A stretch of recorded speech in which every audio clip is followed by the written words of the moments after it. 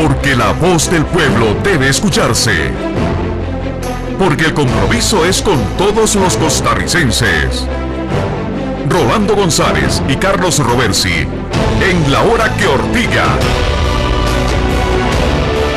Un programa que saca roncha, crítica, polémica, lo que otros callan.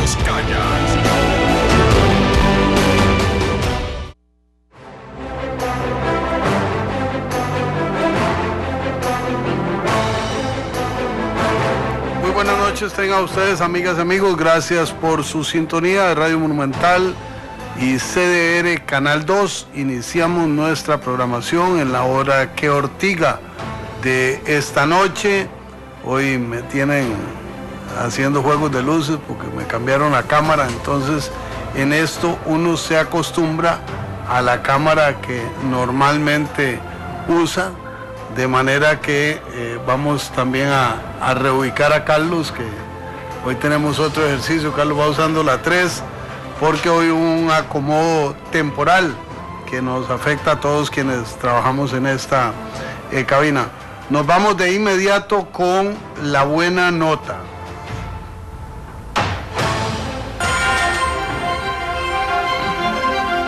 Buena nota. Es momento de las noticias positivas.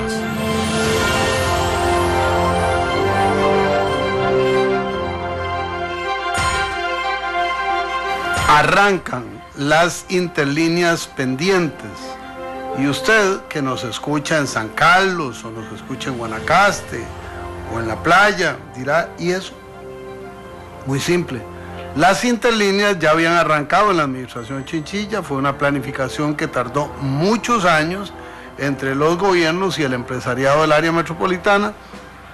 Habían iniciado con 3 y ahora van a completar con un bloque que llegará a 7, interconectando distintos cantones de la provincia de San José.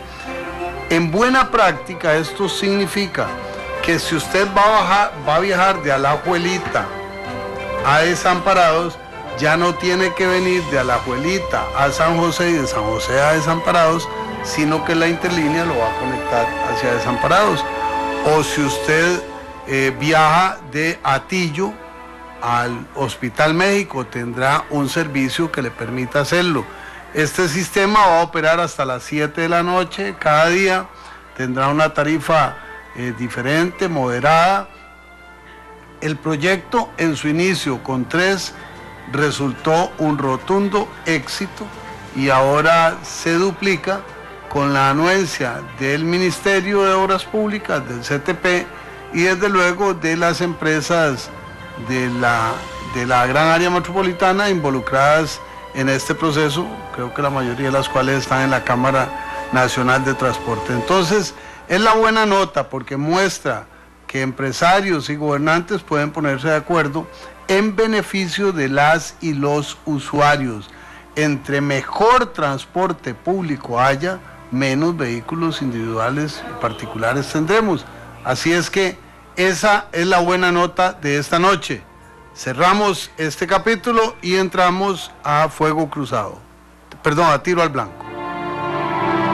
Esto fue Buena Nota, donde aplaudimos la importancia de las buenas acciones.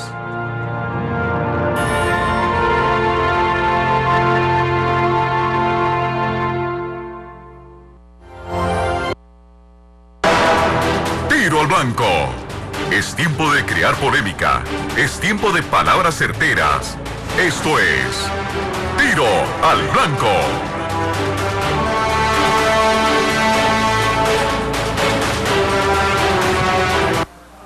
Está con la opinión.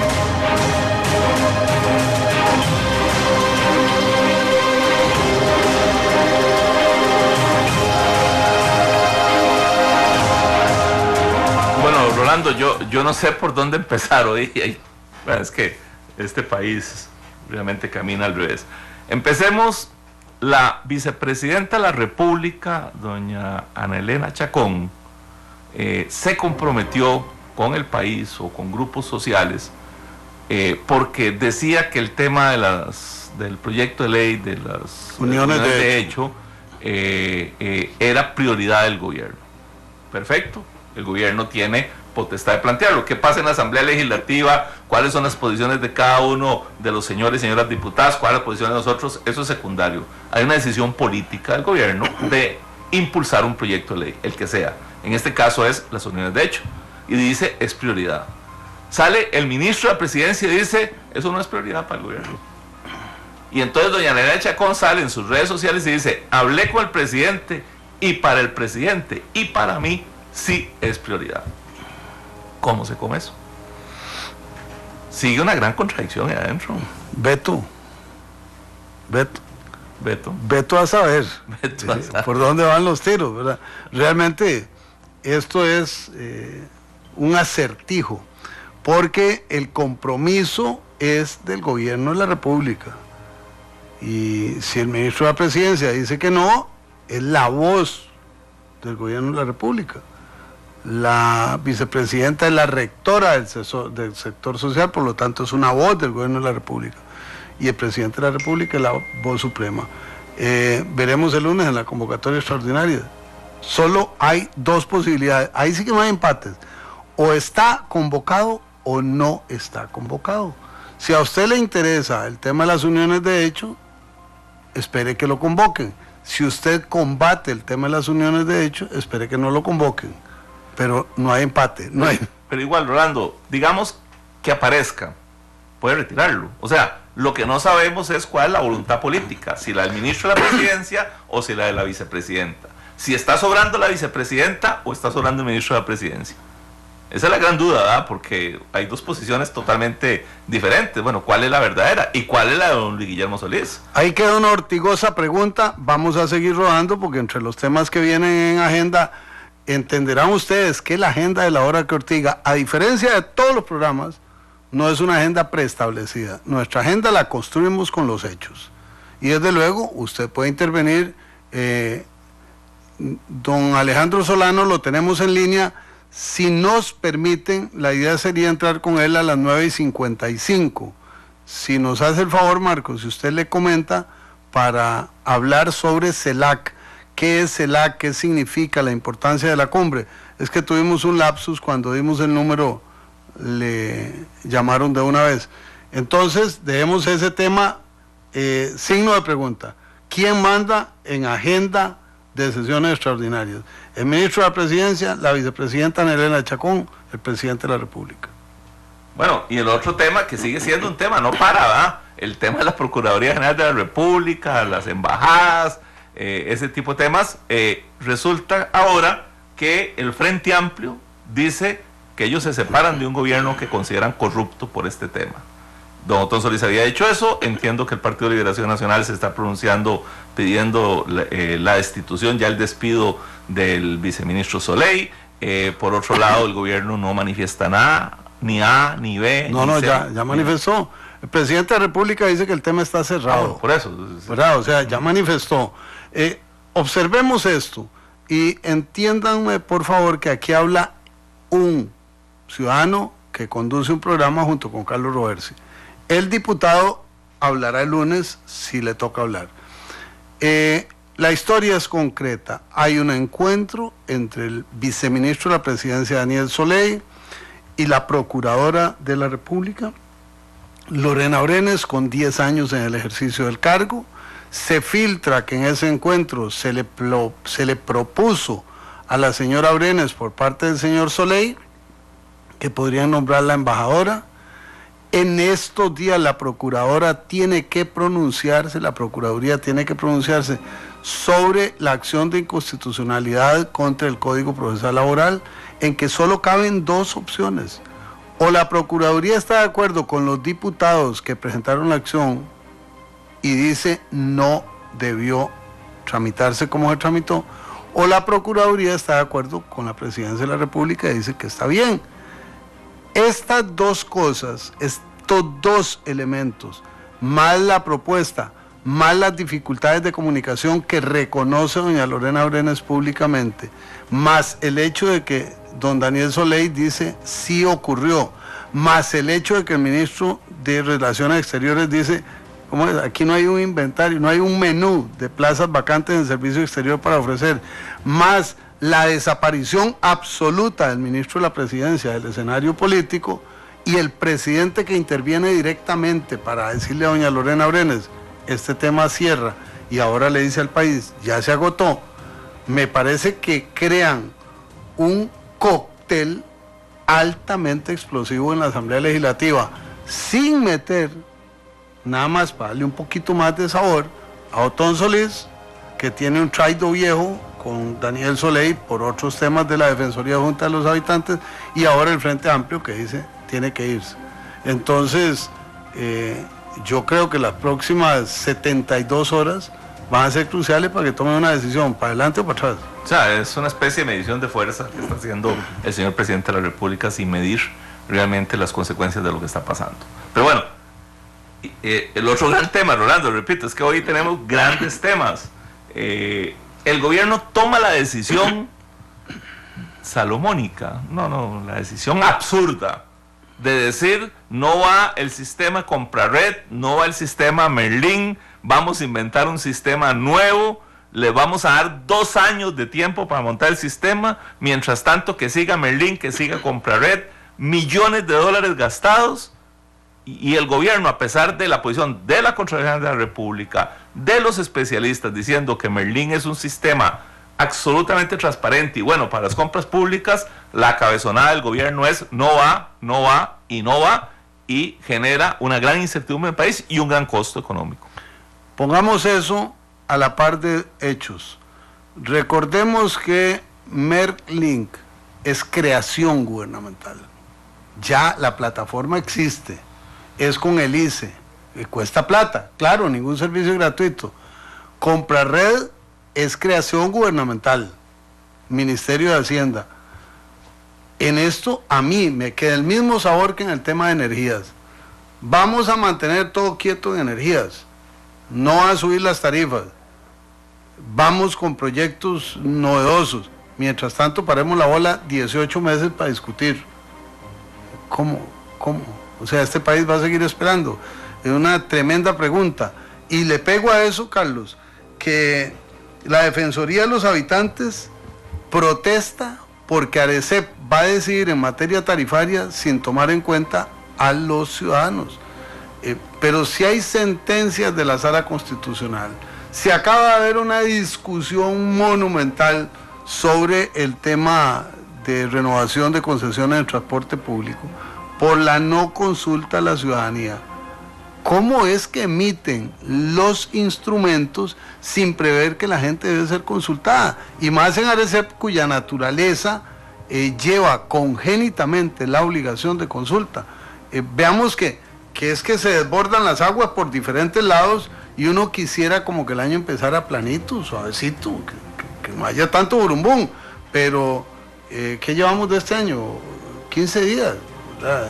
Es muy poco tiempo para que haya un polvorín en cada escenario. ¿Cuánto falta para el aguinaldo? Falta también un poquillo de tiempo. Por cierto, otro tema, Rolando.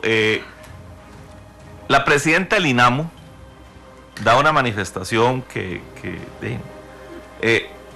da marcha atrás, dice que no va a la compra de 300 mamografías que habían sido presupuestadas, que se había iniciado el procedimiento en el gobierno anterior, y dice, más o menos algo así, dice, cuando le pregunta a un periodista, le dice, mire, pero no va a hacer nada, es que se necesitan, las mujeres están esperando eso. Dice, no, vaya, pregúntele a las personas que prometieron algo que no dejaron listo. No, lo que debe haber dicho es, vamos a acelerar el proceso, vamos a mejorarlo, lo que sea, pero van las 30 mamografías. No, simplemente dice, voy a dar marcha atrás y pregúntenle a la otra gente porque no voy a hacer eso.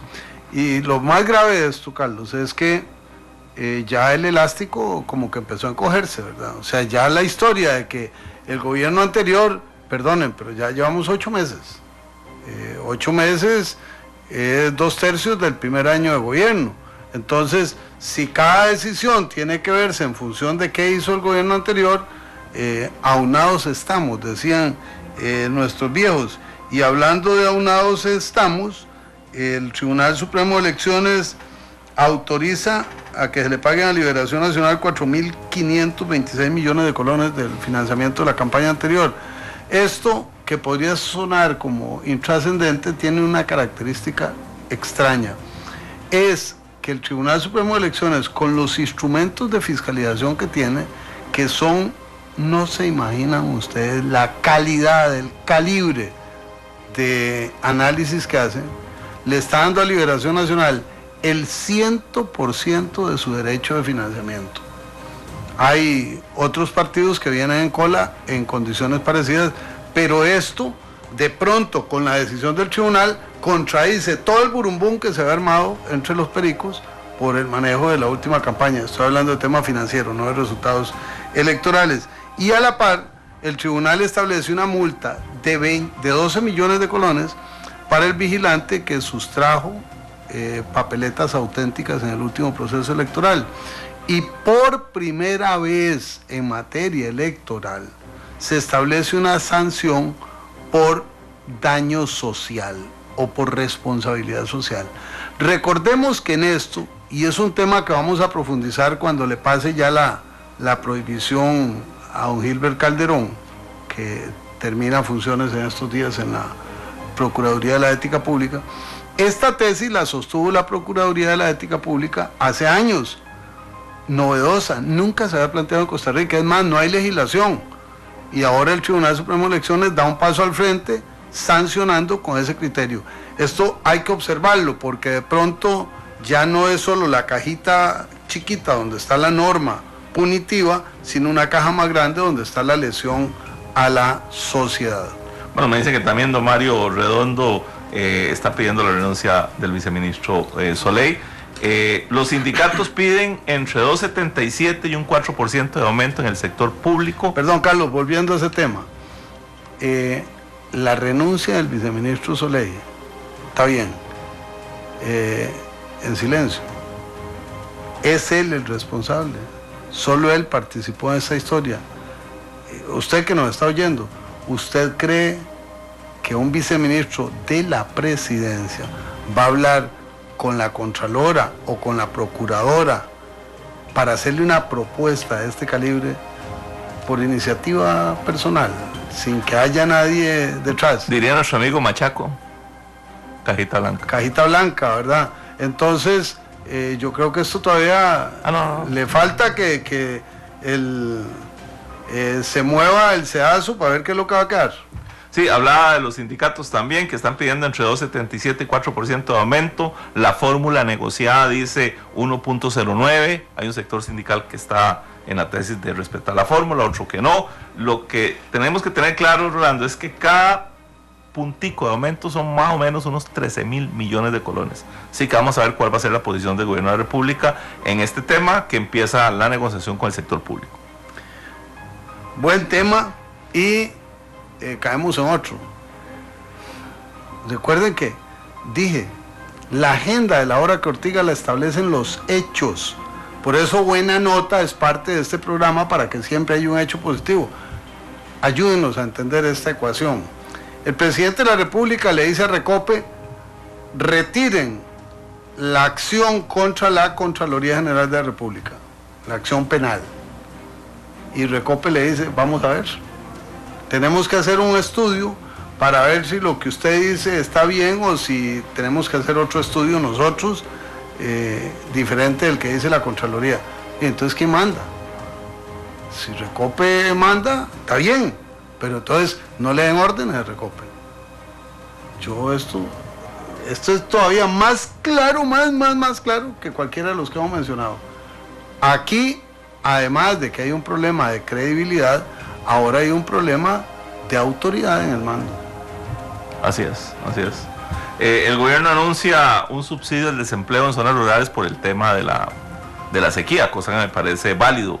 Ojalá tomen la decisión de que ese subsidio al desempleo vaya en relación con las municipalidades, con las fuerzas vivas comunales, para que la gente que no puede hacer trabajo de peón porque no hay producción agrícola, o va a haber una gran crisis en otros sectores, pues ayuden a las comunidades a desarrollarse las comunidades. Me parece que es una gran oportunidad, Rolando, para que la gente tenga efectivamente un ingreso, pero que ese ingreso no sea gratuito. Sí, y espero de corazón que acierten en el formato. Les habla quien fue operador inicial del programa de auxilio temporal por desocupación creado en el Ministerio de Trabajo al inicio del gobierno de Luis Alberto Monge, con el talento de Alberto Fait y la capacidad instrumental de Guillermo Sandoval. Y fue muy difícil, era mucho menos volumen de lo que están hablando y tomamos los fondos de asignaciones familiares muy frescos. Aquí es un aporte solidario extraordinariamente importante, pero ojalá que acierten y que en el inventario de beneficiarios no les salga un 10 con hueco. Estamos cerrando tiro al blanco. Aquí queda un tema colgando también, la eliminación de los enganches, eso se las trae. Vamos a ver cómo reaccionan los sindicatos. El gobierno está resolviéndolo por decreto parcialmente. No creo que el sector médico se quede quieto. Ahí va a haber una profundización de grietas que van a pesar mucho. Bueno, está el pleito de Santa Cruz con la ministra, pero vamos a darle un poquito más de tiempo para ver cómo camina eso. Para ver dónde hay toros. No, todos ya empezaron, para ver dónde hay financiamiento de propiedades. De propiedades, pago de impuestos. Cerramos tiro al blanco, vamos a una pausa y volvemos con don Alejandro Solano Ortiz, viceministro de Relaciones Exteriores, para hablar sobre CELAC. Ya regresamos. Esto fue ¿Sí? Fuego Cruzado.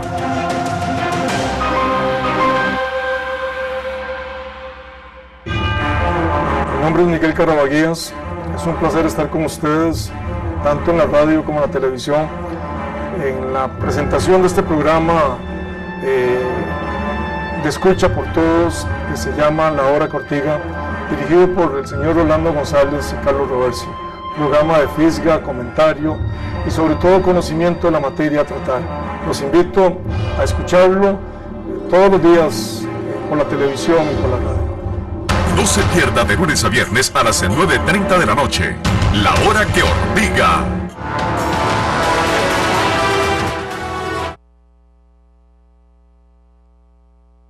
Vista con la opinión.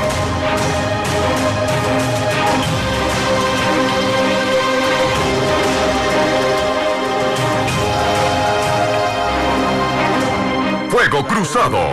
La entrevista con la opinión.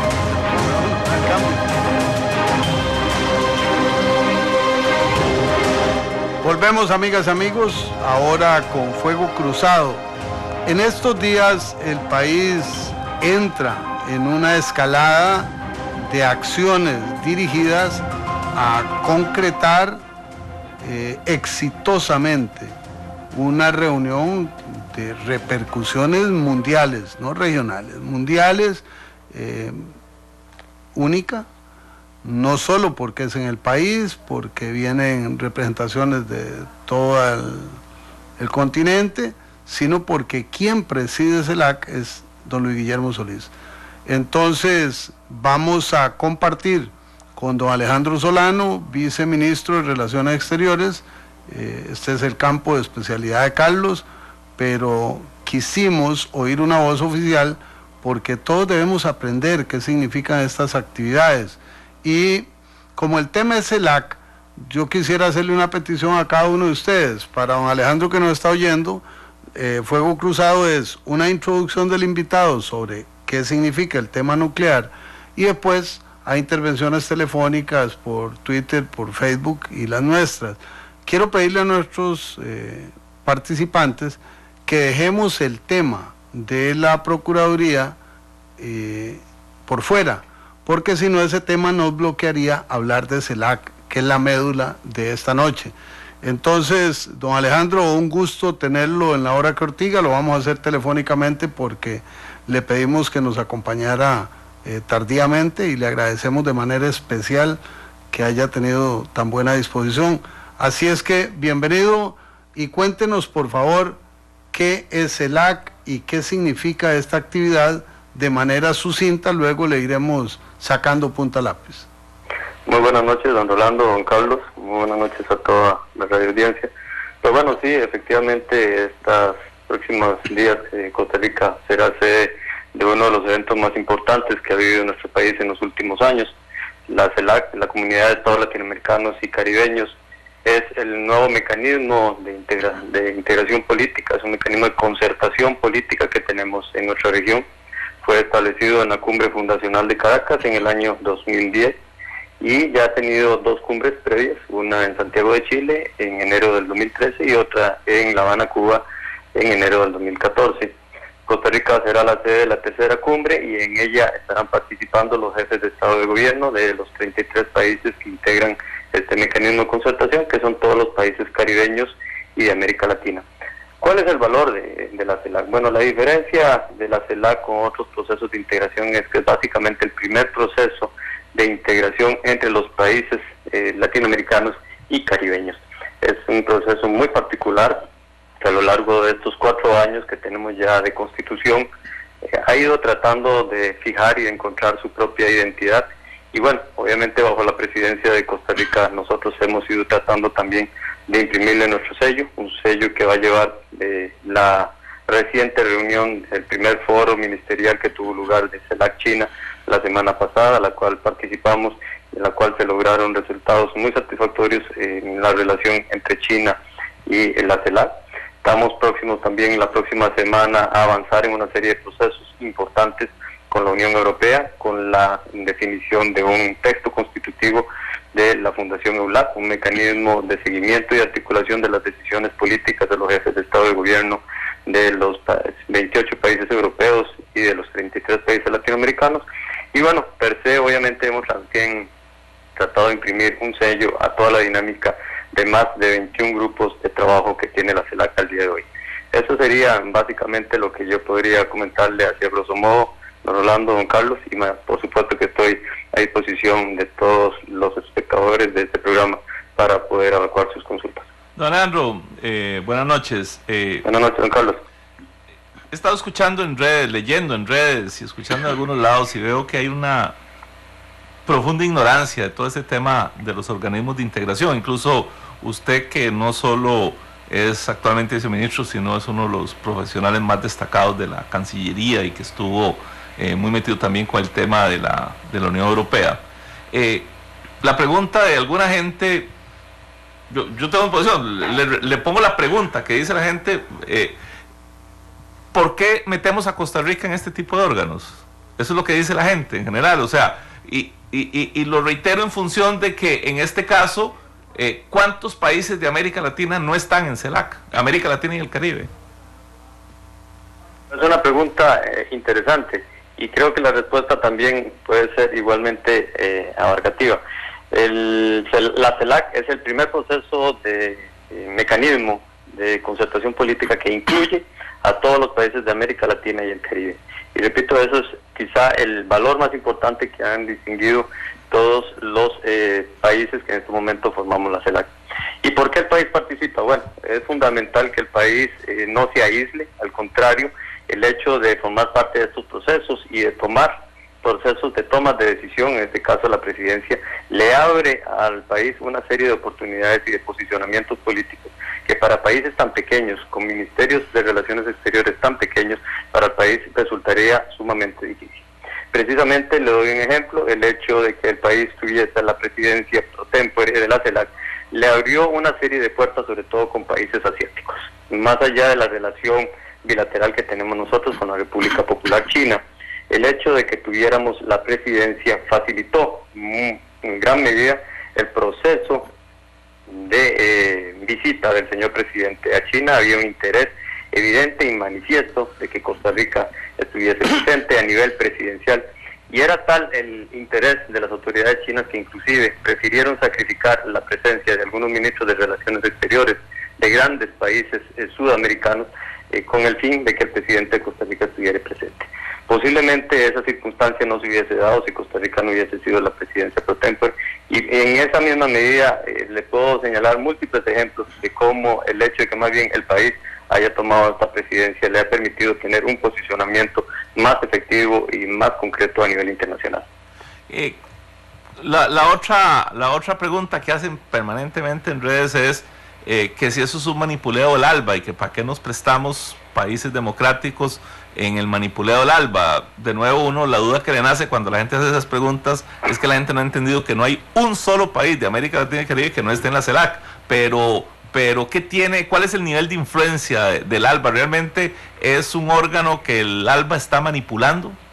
No, debo decirle con total transparencia que el ALBA simplemente es uno de los tantos subgrupos que participan en este proceso, pero debo indicarle que la primera presidencia fue Chile, un país con el cual tenemos una identidad y una afinidad en distintos procesos, y después de la presidencia ecuatoriana, pues posiblemente vendría también un país que podríamos llamar de centro, como la República Dominicana.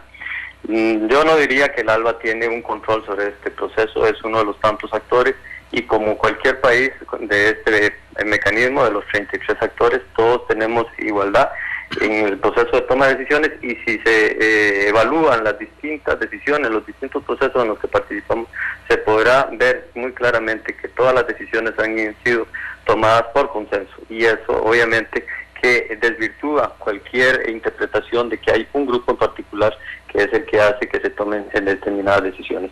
Yo les puedo asegurar que así como algunos señalan que el ALBA puede tener alguna incidencia, también hay países importantes de nuestra región que son actores fundamentales, y en temas como por ejemplo la migración, los países centroamericanos han sido quienes han puesto el norte en las políticas que la CELAC está acordando en ese tema. De manera que es una lectura errónea el señalar que el ALBA es el único que sienta los parámetros en el proceso de toma de decisión de la CELAC. Don Alejandro, nos dice Andrea Acevedo en Facebook, ¿qué nos va a beneficiar que gastemos tanto dinero en la CELAC y su cumbre? ¿Existe alguna propuesta concreta para el país anfitrión o algún beneficio concreto? Sí, bueno, el tema de los costos versus los beneficios es siempre una pregunta que todo funcionario se hace cuando asume este tipo de procesos. Pero para empezar hay que tener claro que los países nunca se aíslan, y los que se aíslan más bien tienen impacto negativo en sus procesos de toma de decisión en función de sus intereses. Debo decirle que, por ejemplo, esto ha sido la cumbre a la fecha que han organizado los países de la CELAC, tanto la de Chile como la de Cuba, costaron 3 y 4 veces más de lo que Costa Rica está invirtiendo en esta cumbre. Hemos sido lo más racionales posibles, hemos obtenido la colaboración de muchas instituciones del Estado, y mucho del dinero que se está invirtiendo y que obviamente como costos está costando esta cumbre, están quedando en Costa Rica. Y para ello muestra un botón, las dos instituciones que se están llevando la casi totalidad de este dinero, un porcentaje importante, son el Instituto Costarricense de Electricidad y el Sistema de Radio y Televisión Nacional, el SINAR, de manera que el porcentaje del dinero que va a quedar fuera de Costa Rica es mínimo. El tema de si Costa Rica obtiene o no un beneficio de una cumbre de esta naturaleza, como lo digo muchas veces en materia de política exterior, a diferencia de otros procesos de actividad humana, puede ser relativamente poco tangible en un efecto inmediato. Sin embargo, la política exterior abre puertas, y como le digo, el hecho de que el país haya sido el líder de un proceso de concertación política de 33 países le ha abierto las posibilidades de que algunos países en los cuales la relación era lejana se hayan acercado. Además, debo de señalarle que durante el evento del día 28-29 estarán presentes más de 4.500 personas, de manera que solamente para la actividad turística y la actividad alimentaria pues habrá una importante retribución para el país. Don Alejandro, Estados Unidos empieza no solo restablece relaciones diplomáticas, sino que empieza a moldear en una nueva dimensión el bloqueo migratorio con la población cubana. ¿Eso tendrá alguna repercusión en la cumbre de CELAC? ¿Será un tema interesante? El presidente Solís dice que solo aportaría cosas buenas. ¿Cómo lo ven ustedes? Efectivamente, hay una cierta expectativa después de lo que sucedió con el restablecimiento de relaciones entre Estados Unidos y Cuba. Y a título anecdótico debo indicarle que ese día precisamente yo estaba en La Habana, así que puedo hablar con algún grado de autoridad del estado emotivo que se vivió en La Habana el día de la comunicación del presidente Obama, donde comunicaba que se restablecían relaciones con Cuba.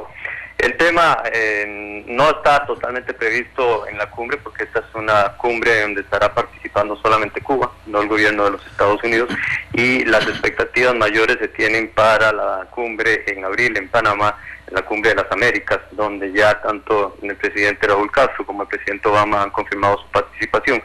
Sin embargo, esta va a ser el primer evento internacional donde el presidente Castro va a participar luego del restablecimiento de relaciones entre los dos países, y por lo tanto se ha generado una cierta expectativa. En el texto per se de los documentos que van a ser aprobados, pues hay algún grado de reconocimiento a estos importantes pasos que se dan. Sin embargo, todavía hay una expectativa para que se tomen mayores pasos sobre el particular, y obviamente que la expectativa mayor por parte de algunos países es que se levante definitivamente el bloqueo comercial por parte del Congreso de los Estados Unidos. Entonces, mientras esa decisión política no se tome, pues todavía habrá algún grado de escepticismo sobre el avance de las relaciones entre Cuba y los Estados Unidos. No, Alejandro, en redes sociales hoy se generó un debate, yo no lo entendí muy bien, pero tiene que ver con un pronunciamiento que podría estar presentando Costa Rica o que se ha presentado alrededor de la CELAC.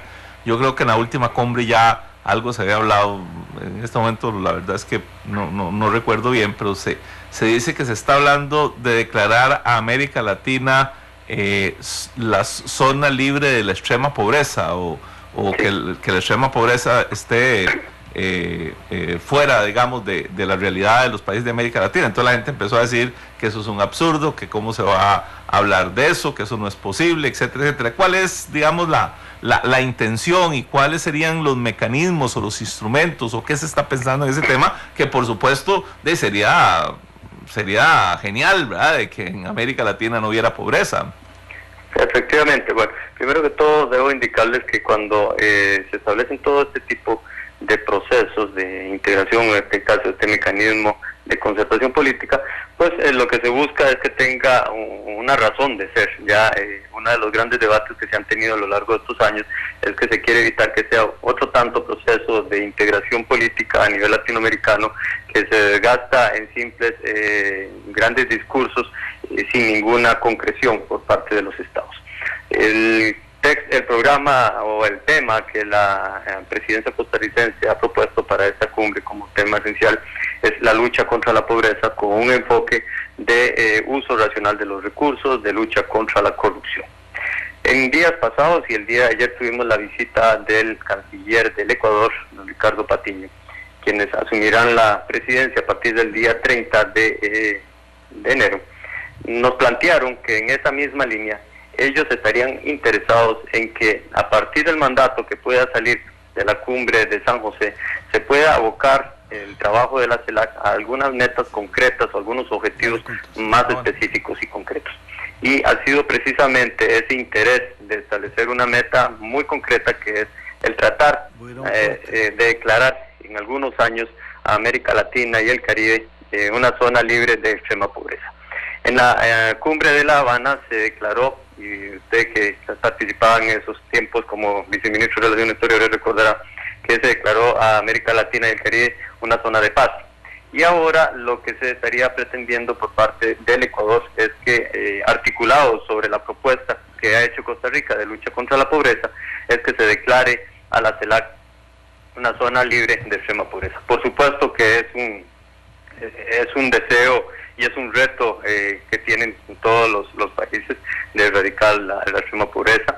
No se tiene todavía precisión, y precisamente lo que se estaría pensando es trabajar con los organismos financieros regionales para que se establezcan algunos nortes o parámetros de cómo pudiesen establecerse algunas políticas focalizadas a atender las necesidades básicas de las poblaciones más vulnerables, pero efectivamente no es que sea un objetivo propiamente de Costa Rica, sino que ha sido propuesta del Ecuador para que haya una complementariedad al tema que propone Costa Rica, y que durante la presidencia ecuatoriana ellos puedan realizar una serie de acciones articulando los esfuerzos regionales para tratar de definir metas que permitan llevar en algún plazo, que sería, repito, acordado a través de estudios con organismos financieros regionales, a una declaración en un futuro cercano de una zona libre de extrema pobreza.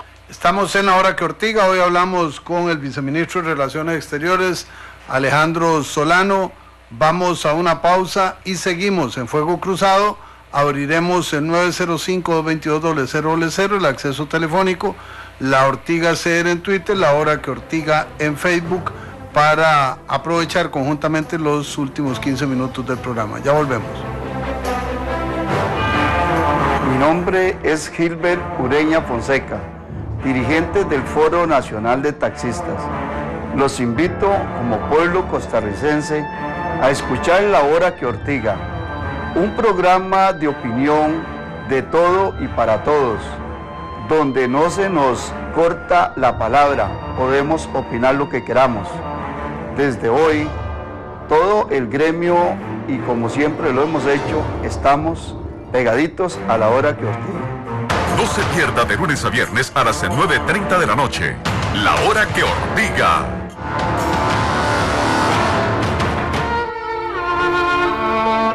Central de Radios pasa por la pena de comunicar el sensible fallecimiento de nuestro compañero Cristian Aguilera Rodríguez. Funerales este viernes 16 de enero a las 9:30 de la mañana en la iglesia de San Miguel de Desamparados, pasando luego al Camposanto La Piedad. Cristian Aguilera Rodríguez descansa en la paz del Señor.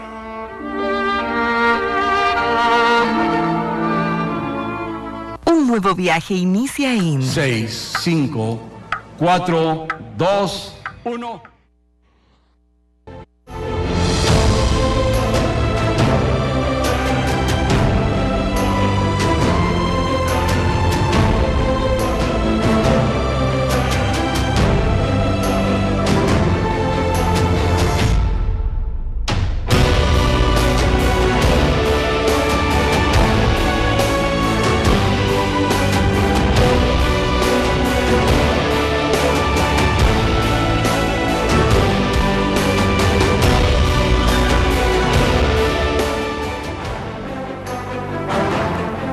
Volvemos, amigas y amigos, estamos en La Hora que Ortiga con el licenciado Alejandro Solano, viceministro de Relaciones Exteriores, el tema CELAC y la cumbre que realizará este organismo continental en nuestro país en días próximos. Nos ha explicado don Alejandro los alcances, las pretensiones, las posibilidades, y algo que me parece muy importante, que esta es la tercera cumbre y es la menos costosa financieramente de todas las que se han realizado en distintos países. 905-222-0000, el acceso telefónico. Tenemos la primera llamada, don Jorge Arturo Fonseca. Les pedimos a él y a quienes nos acompañen ser breves, directos, ortigosos y respetuosos. Buenas noches, don Jorge Arturo, ¿qué nos dice? Buenas noches. Usted sabe que Nicoya, Guanacaste y el resto del país, la pobreza es endémica prácticamente, y resulta que muy bueno que la CELAC proponga erradicar la pobreza, pero ¿de dónde van a venir los fondos para armar la infraestructura o el desarrollo económico para que esa gente la podamos sacar de la pobreza, le demos fuentes de trabajo para salir adelante con este país y Centroamérica? Es todo, gracias. Muchísimas gracias por su llamada. Tenemos en línea a don Jorge Arturo Ruiz desde Desamparados. Bienvenido, ¿qué nos dice? Buenas noches, don Rolando y don Carlos. Divide y vencerás. Esa ha sido la máxima de Estados Unidos desde 1700 para acá, cuando comenzaron por unirse. Para esto va para Carlitos, que a Carlitos se le ve lo ácido contra el gobierno, lógico, fue oposición, ahora es oposición, él fue gobierno. La gran patria latinoamericana está en eso. Carlitos, son 33, están por unirse, no hay por qué oponerse. Los gringos eran 50 y resto, y se unieron, y vean lo grandes que han sido. Claro, ya se les está acabando, ¿verdad? Ya la gran China despertó. Entonces era para decirle eso, se va a gastar ese dinerillo, y con el TLC, Carlitos, ¿cuánto no nos metieron? Hasta nos engañaron y nos dijeron que íbamos a amanecer el otro día manejando BMW y Mercedes-Benz, y ahí las estamos esperando todavía. Imagínese con usted, Carlitos, usted entregaría las Malvinas y no serían argentinas nunca. Buenas noches. No, yo nada más le aclaro, don Arturo, que yo no estoy en contra, yo todo lo contrario. O sea, a mí me tocó iniciar este proceso, así que estoy totalmente a favor y me parece que en las manos de personas como Alejandro Solano y la gente que está trabajando en Cancillería el tema va a ser un éxito. Todo lo contrario, yo totalmente me he inclinado a favor de la posición que el gobierno ha tomado de defender, de fortalecer y de ampliar el tema de la CELAC. Y es tan clara esa posición que les pedimos no mezclar hoy el tema de la Procuraduría con porque queremos que este tema quede clarito como el agua. Don Miguel Morales desde Desamparados, ¿qué nos dice, don Miguel? Buenas noches, caballeros. Buenas noches.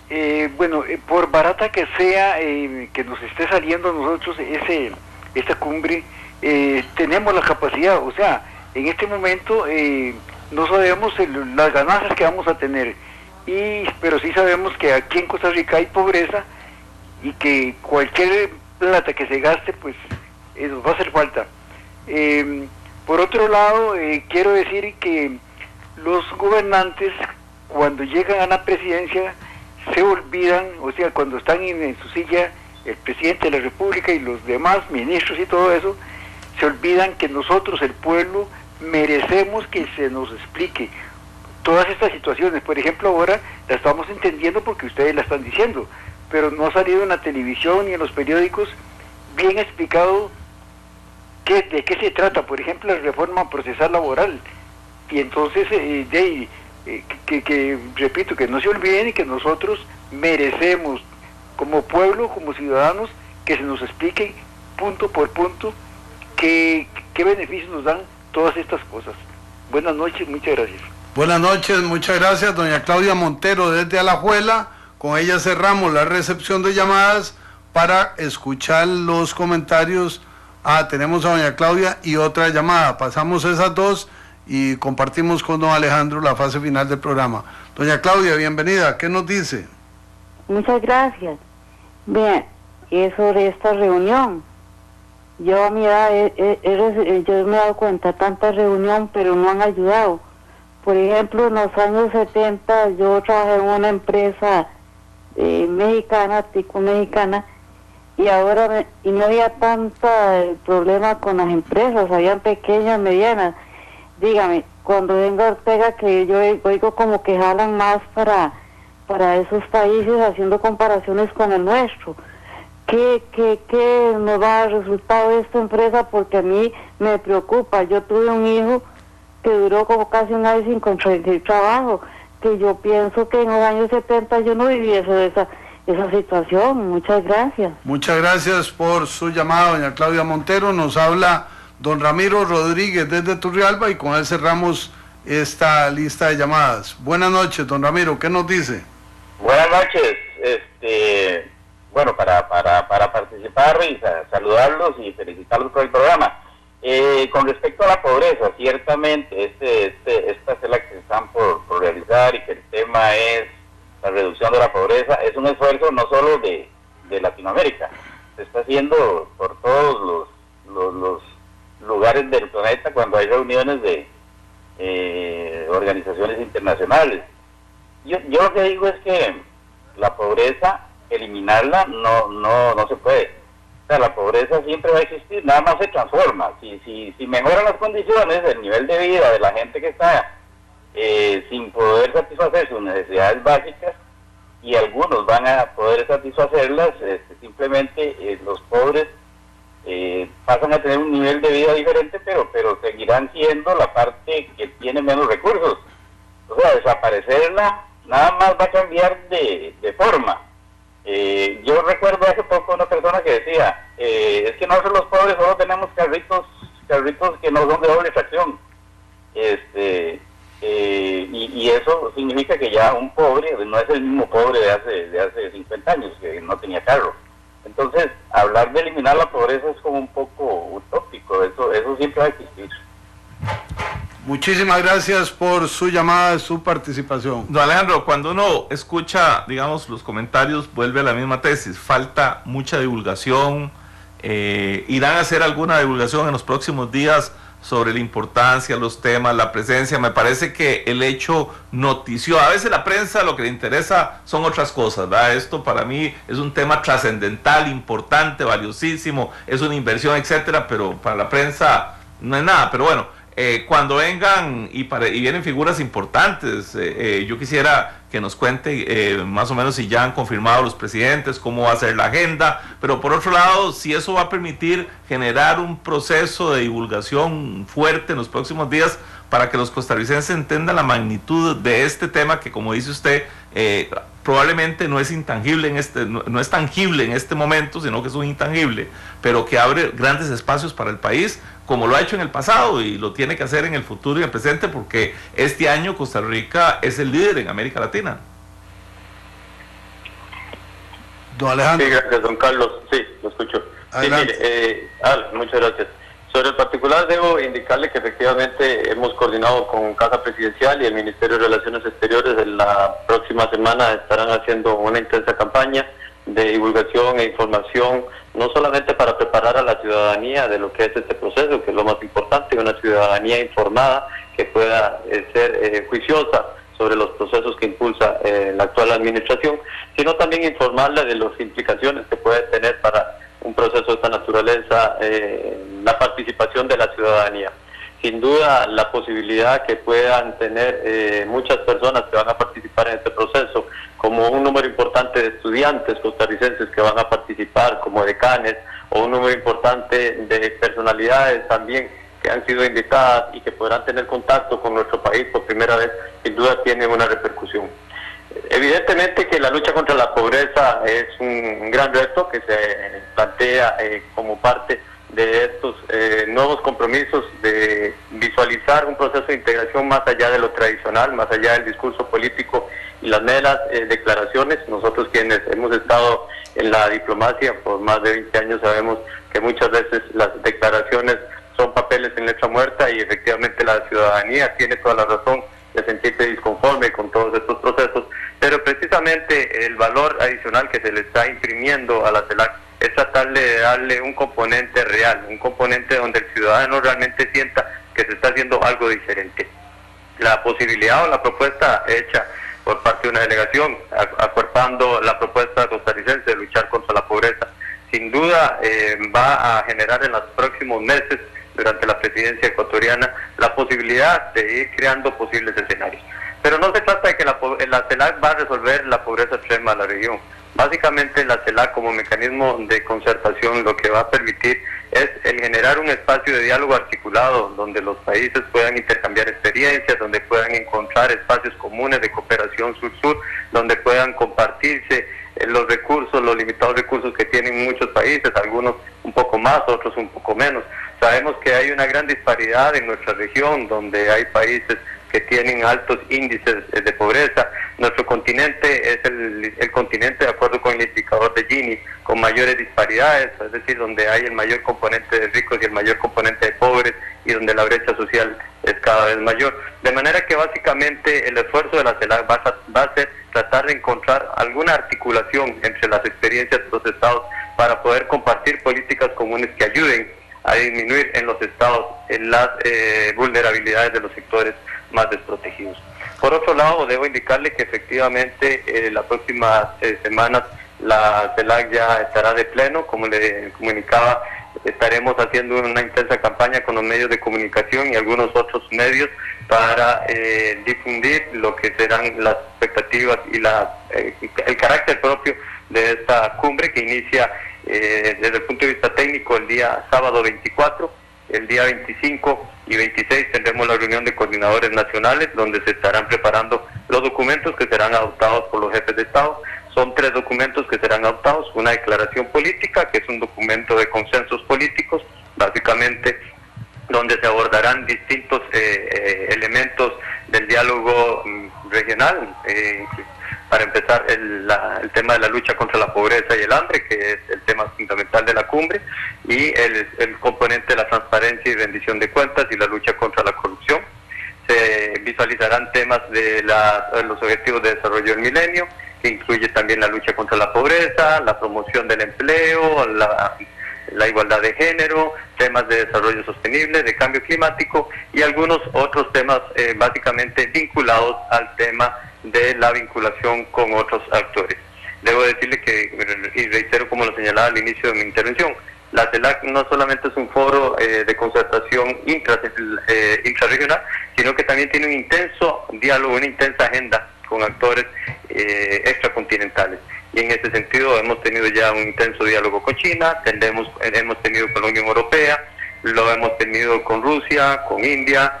Se está previendo también un diálogo cada vez más intenso con la ASEAN, con la Asociación de Estados del Sureste Asiático, que nos pueden dar valiosas experiencias, sobre todo con la construcción de modelos económicos. ASEAN hasta hace algunos años tenía países con coeficientes muy bajos de desarrollo y hoy incluye a los grandes tigres económicos de la región asiática, de manera que también es parte de ese esfuerzo que la CELAC tiene de articular con otras regiones y la posibilidad de intercambiar experiencias.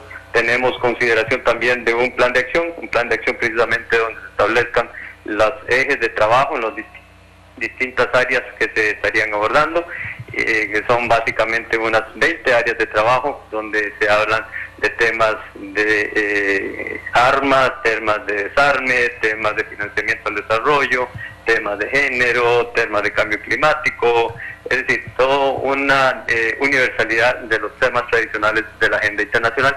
Y por otro lado tenemos lo que se llaman las declaraciones especiales, que son declaraciones que particularizan y que ponen en relieve un determinado tema en particular y que han sido presentadas por las delegaciones a lo largo de las últimas semanas y que al día de hoy tenemos aproximadamente 21 declaraciones. Ese número podría aumentar en los próximos días debido a que también algunos estados podrían estar evaluando temas a presentar. En este ámbito abordamos temas como la cuestión de las Islas Malvinas, el tema de la reestructuración de la deuda externa, por ejemplo, lo que se conoce como los fondos WICES en Argentina, el tema del bloqueo contra Cuba, el tema de la agenda del desarrollo post-2015, temas de financiamiento al desarrollo, temas de armas pequeñas y livianas, temas de gobernanza en Internet, es decir, también un número importante de temas que, como lo dije, les señalo, lo que hacen los estados es resaltar un determinado tema sobre lo que está contenido en la agenda política. Eso sería, a grosso modo, lo que nosotros tenemos para considerar. Muchísimas gracias. Una pregunta breve, para respuesta breve, nos dice Mario Cordero en Facebook que si hoy la tecnología brinda muchas oportunidades para como minimizar gastos en viajes, ¿por qué no explotar el recurso? O si necesitan andar montados en un avión. Él habla de aulas virtuales, videoconferencias, etcétera. ¿Este es un recurso aplicable a una cumbre de esta magnitud? A una cumbre presidencial no es aplicable y en ninguna parte del mundo se ha dado, pero sí se está dando en los grupos de trabajo. Muchísimas gracias al señor viceministro de Relaciones Exteriores, don Alejandro Solano, por acompañarnos esta noche. Me parece que ha sido muy aleccionador, muy ilustrativo. Carlos, ha sido muy provechoso, ¿verdad? Sin duda. Nos faltaron preguntas y ojalá, antes de que se haga el evento, pues tener de nuevo una conversación. Muy bien. Les recordamos, mañana tenemos Ortiga Libre. Ya hay una oferta que vamos a concretar mañana de una participación telefónica de la persona que demandó ante la Sala Constitucional al diputado Ronald Vargas por bloquearle las cuentas. Vamos a oír esos argumentos. Y mañana a las 9:30 de la mañana es la despedida del cuerpo de nuestro querido compañero Cristian Zuco Aguilera. Es en el templo de San Miguel de Desamparados a las 9:30 de la mañana. Pasando el cementerio de la Piedad a las 10. De ahí el cementerio de la Piedad a las 10 de la mañana en Desamparados. Mila Cuesta, Mayra Alfaro en Canal 2, Glenn Montero, Marco Ramírez en la cabina Millennium de Monumental, Rigo González, Olman Rímola, Carlos Roberts y Rolando González. Les decimos hasta mañana. Feliz descanso. Muchas gracias.